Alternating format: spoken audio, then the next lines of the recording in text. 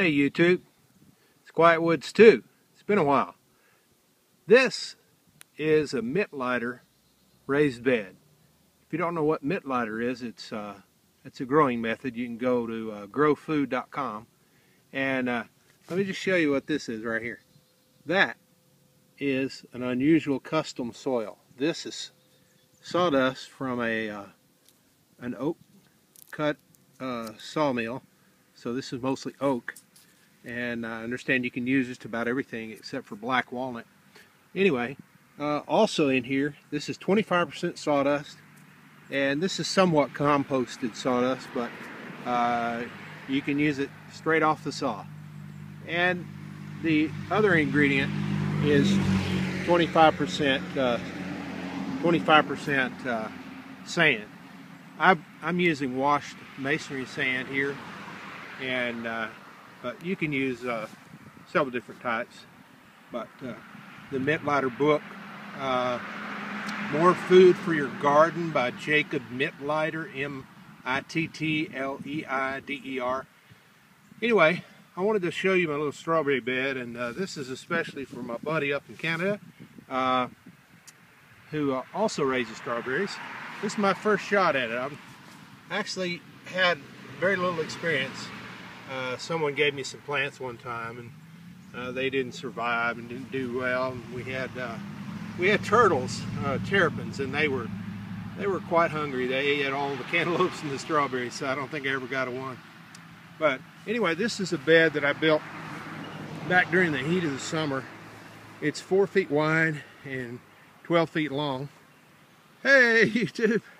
And anyway, I followed the lead of a fellow YouTuber, and he recommended a place called farmerseed.com. They're out of Minnesota, and so I ordered some strawberries and some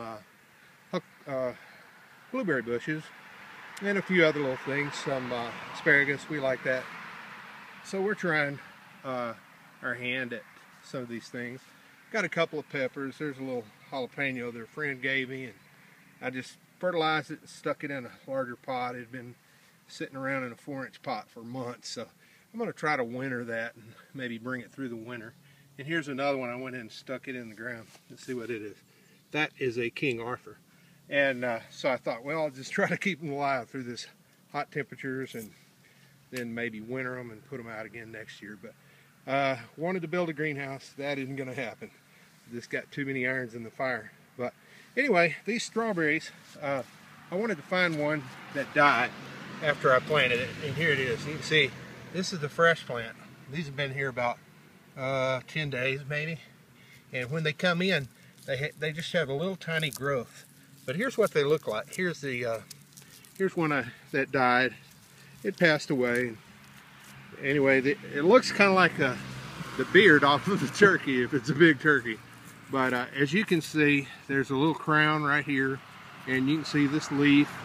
But this plant didn't make it mainly because this bed wasn't ready, and so poor planting on my part actually cost me the effort of putting them in and watching them die.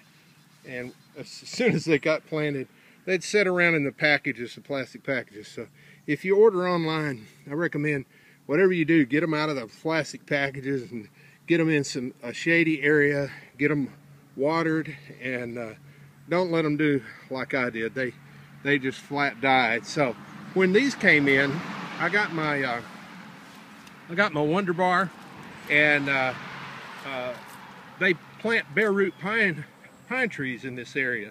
So last time I was digging holes and shoving them in and filling them back in. So this time I just used that flat iron bar that's sometimes called a Wonder Bar, and I dibbled a hole straight down, and it is probably 6 to 8 inches deep, and very careful about not letting anything fall in the hole. Put the roots down in there and just kind of push these roots down in there so they're as far down in the soil as possible. And you don't want to damage the roots, of course. But anyway, that is a strawberry that didn't make it back during 2 weeks of. And then there's one other thing. Strawberries are not hard to grow. They keep telling me, but you know, you couldn't have convinced me of that while they were all dying. I seemed like I had failed at my first attempt at Mittleider and a raised bed, but actually there were other circumstances. They don't like a lot of fertilizer, so when you sprinkle fertilizer all around, and when you're mixing a Mittleider bed, they tell you put down garden lime or dolomite or something to kind of sweeten the soil and get it ready to produce a crop. And anyway, they have a weekly feed, but they also have a pre-plant. The pre-plant basically is the weekly feed plus the dolomite or garden lime, whatever you have or whatever you determine to use. And then as their base fertilizer, they use a triple 13, triple 16, triple 17, whatever you can find in your local area.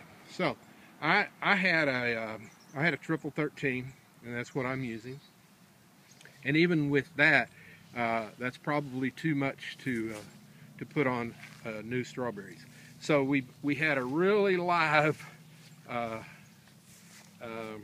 fertilized soil when we put them in, and then we had 2 weeks of 100-degree temperatures, so it's just more than they can handle.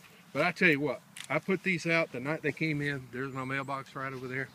The night they came in, I was out here on my hands and knees crawling around, dibbling these into the ground. And just want to give you a close-up here. So that's it right there. That is a brand new strawberry.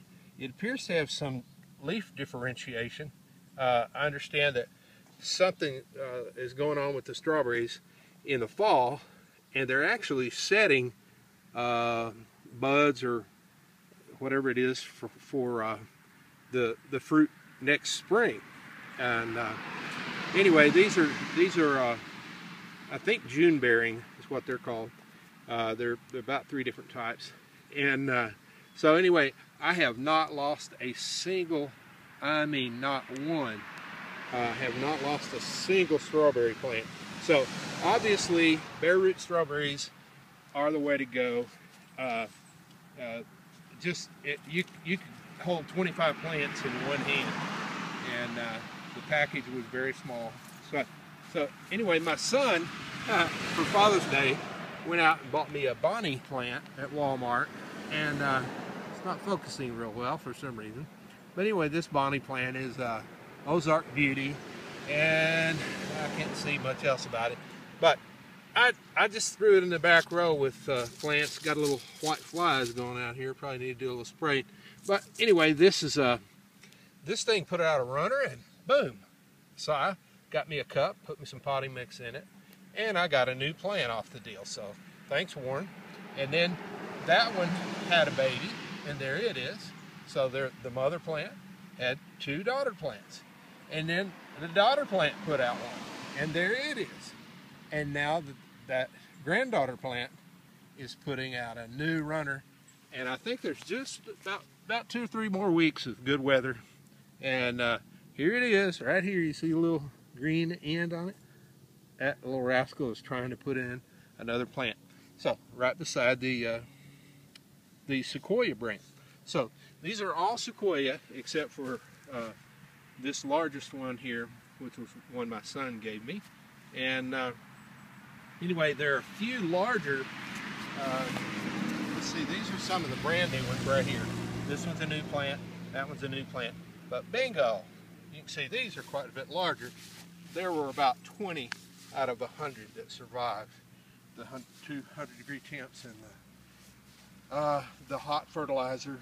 And so anyway, I just want to encourage you to really utilize the, if you order from farmerseed.com out of Minnesota, and they ship out of Illinois for strawberries at least. And anyway, so that's basically it for this video. And Brock, that's for you, bud. And I really enjoy, let's see, it's called the Greenhouse Project up there in Canada.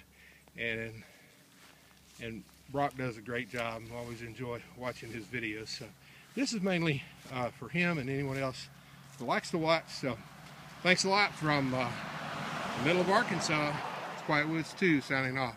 And we're looking forward to some strawberries next year. See ya.